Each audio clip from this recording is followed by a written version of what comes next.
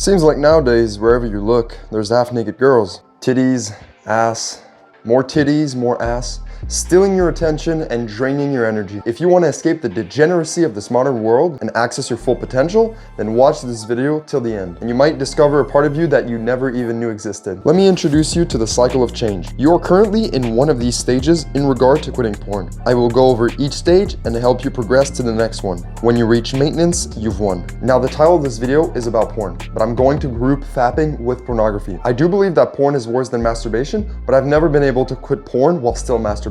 They just go together too well. It's like trying to quit alcohol, but it's still going out every weekend. Is it possible? Yes, but you're making it much harder. Let's get started with the first stage. So, a big fan of mine, huh? So the first stage is pre-contemplation. This is where most people are. They don't realize that porn is bad for them, and so they don't give any thought to the idea of quitting. If you're watching this video, chances are you're not in this stage anymore, so let's move on. We're not done yet. I still have more tricks to show you. The second stage is contemplation.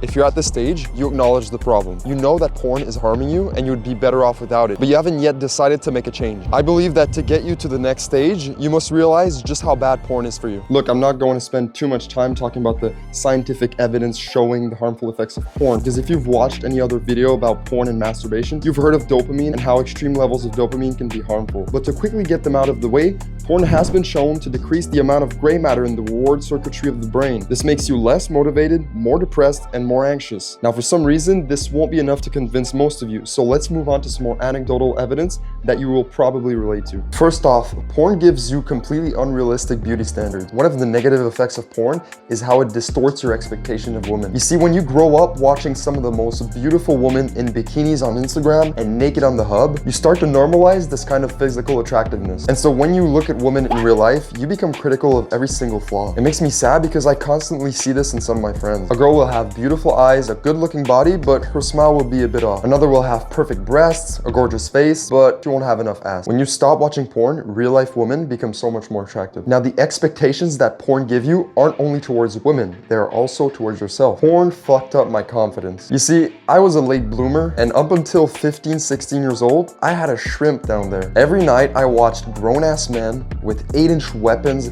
have sex with absolute baddies. What do you think that did to me? I would regularly go on Google to search up the average penis size for my age and my country. Every time I thought about having sex with a girl, I thought I would have to give the best oral sex or else I could never satisfy her. The first time I got in bed with a girl, my dick was soft. I was so anxious about my performance and size that I couldn't get it up. I went home that night still a virgin. And you know what? Those supermodels that you keep jacking off to, you don't deserve to see them naked. You want to know why your life feels so meaningless? It's because you don't work for shit. Your thirst for achievement and status are satisfied with video games. Mommy and daddy make you food and let you live rent-free. And that drive to reproduce with the highest quality mate, well, you pretty much satisfy it every night on the hub. Now you wonder why you have no reason to get up in the morning. You don't work for shit. You shouldn't get to feel like a high status man just because of your rank in Valorant. You don't deserve to see Karinakov naked. You want to know how to give meaning to your life? Work for what you want. If you want a beautiful girlfriend, start improving yourself. If you want status, get really fucking good at something. When you quit video games and watching porn, you will feel extreme discomfort. You'll realize that you have no status, that you're not really achieving anything, and that you have absolutely no chance at sleeping with the woman of your dream. You'll realize that you're kind of a loser, but I want you to embrace this feeling of discomfort and inadequacy. Let it drive you to become better, to acquire the things that are missing in your life. Self-improvement will give you a reason to live. If I've convinced you to quit porn, you're ready to move on to the next stage.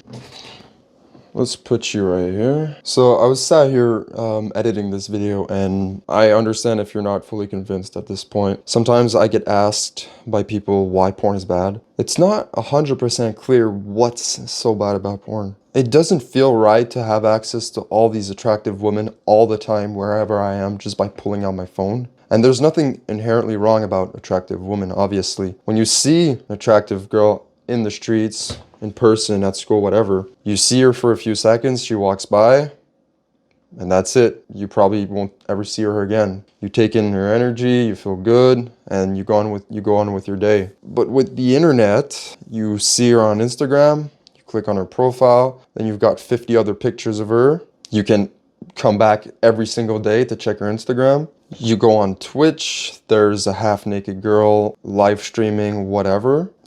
And when you have all these attractive women online, it's constantly taking your attention because sexual urge and attraction, right? It's a primal desire, but it wasn't made for the internet. We're not supposed to have access to all these different choices all the time. And even worse when these girls have OnlyFans, and then you go on Google, you check if there's any pics of her leaked. So you've got this really attractive girl who stole your attention, and now you're looking at naked pictures of her. You might even be watching her having sex. You've never met this girl. You will never meet her. You mean nothing to her. I hope she means nothing to you. And yet you're watching her have sex. There's something wrong about that. Sex should not be taking up that much space in your head. But with the over-sexualization in our society, it's so hard to stay focused. You have to desexualize your brain. Your attention is so valuable, and you can't just keep giving it away like that when you go on the internet. Anyway,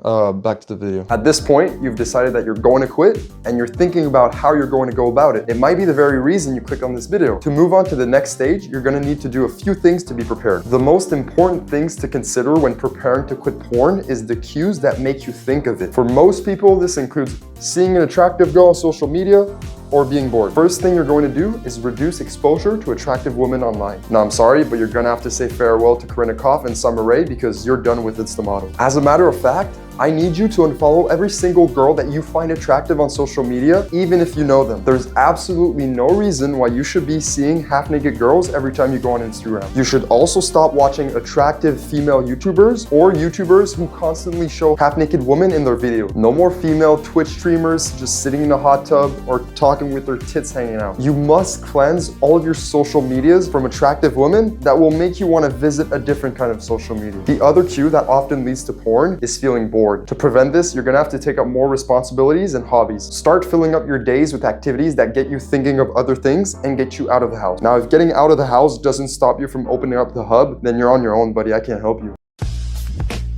All right, so now you've got a clean phone and your schedule is filled, so you're ready to move on to the next stage. Imagine this. You wake up on a Sunday morning. It's your day off, so you stay in bed. You grab your phone. You haven't done anything productive today, and yet you reward yourself with mindless scrolling as soon as you wake up. You come across an Instagram model that you haven't seen before. Of course, the first thing that comes to mind is, I wonder what she looks like naked. You check her bio. She's got an OnlyFans. Now, you're not a loser. You would never pay to see a woman naked. So instead, you spend the next 30 minutes trying to find leaked videos of her OnlyFans. You finally come across a link on Reddit. Bingo. You bust one out. It feels amazing. But as always, the feeling of disgust sinks in. You keep watching the video for a few seconds. You can't believe you just wasted all that time just for that. And yet, as soon as the urge comes back later that day, you hop back on the hub and bust your second nut of the day. You have no self-control. You're simply a slave to your primal desires. Now imagine this, you wake up on a Sunday morning, it's your day off, but that doesn't mean you won't be doing any work today. For you, a day off doesn't mean indulging in empty pleasures. It means extra time to work on your craft, something that brings value to your life. As soon as you wake up, you hop out of bed and attack the day with confidence and ferocity. Suddenly, you get an urge. Oh no, what are you gonna do? You stay calm. You understand that urges are normal and they can't be avoided. The urge passes and you get back to work. You understand the importance of self-control as a man. Sexual urge is the most powerful force a man can experience. You know that if you can control these urges, you are unstoppable. This is where the challenge begins. You've prepared yourself, and this is officially your first attempt at quitting porn. Day one is a bit challenging. After all, your nightly relaxation routine has been pretty consistent over the years, so skipping it feels a bit weird and uncomfortable. But you push through, and you're officially 1 day free of porn. Of course, day two is an absolute disaster, and you end up relapsing 3 times in the same evening. But don't worry, the quicker you can get used to failure, the sooner you can get past this phase. You will fail over and over and over again, but it is crucial not to get discouraged. I assume most of you are in this phase and you've come here wanting the secret to quitting porn. Well, there's no secret, no special formula to guarantee you'll never fail again. That being said, I would like to share the one thing that got me out of this phase. Maybe it'll work for you. Think about the last time you did the deed. How did you feel moments before deciding to give in? Probably an overwhelming urge, right? An urge that completely took over, and for the next few minutes, you felt like you had no control over your body. Kind of like you were on autopilot. And then when you finished, you snapped back to reality, and you were just left with the shame of having relapsed. You see, the person that decided to open up the hub and relapse, that wasn't you. The real you is sitting here right now listening to me. The real you wants to get better. He wants to quit porn. That person who keeps giving in to temptation, that is someone else. Man, I wonder what Amaranth's OnlyFans looks like nowadays.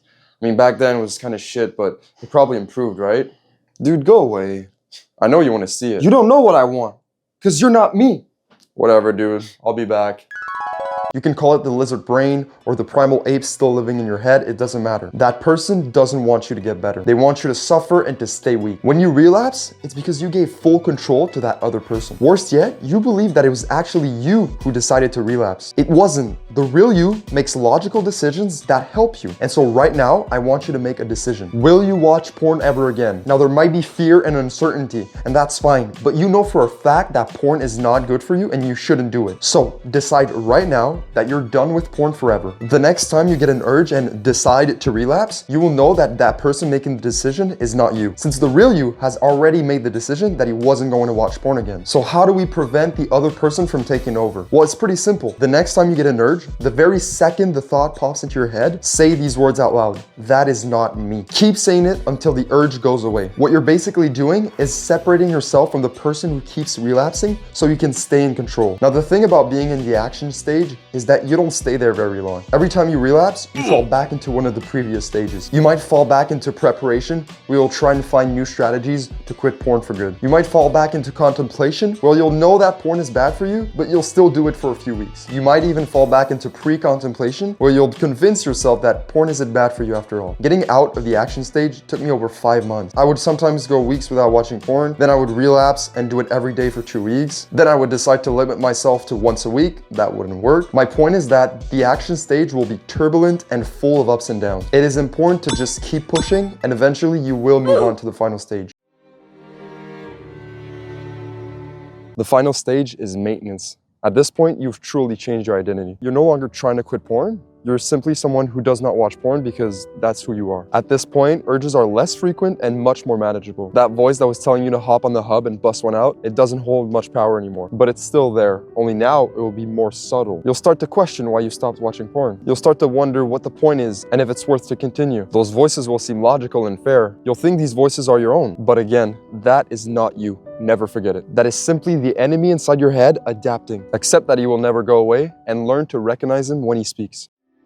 Quitting porn goes beyond ultra stimulation frying your dopamine receptors, or the time wasted, or the harmful image it develops towards women and yourself. Quitting porn is about winning a battle within, a battle against yourself. The voice inside your head telling you to game until 2 a.m., to eat junk food, to go out every weekend, to jerk off to the most depraved kind of porn. You see, quitting porn trains you to become aware of your everyday decisions. Ask yourself, how many of the decisions that you take on a daily basis are actually you? Were you the one that decided to sit on the couch for 3 hours when you had an assignment to finish? Was it you who ordered a pizza instead of cooking a healthy meal? No, it wasn't. It was the voice inside your head. Quitting porn is the first step to total self-control. Quit porn, defeat the enemy, dominate.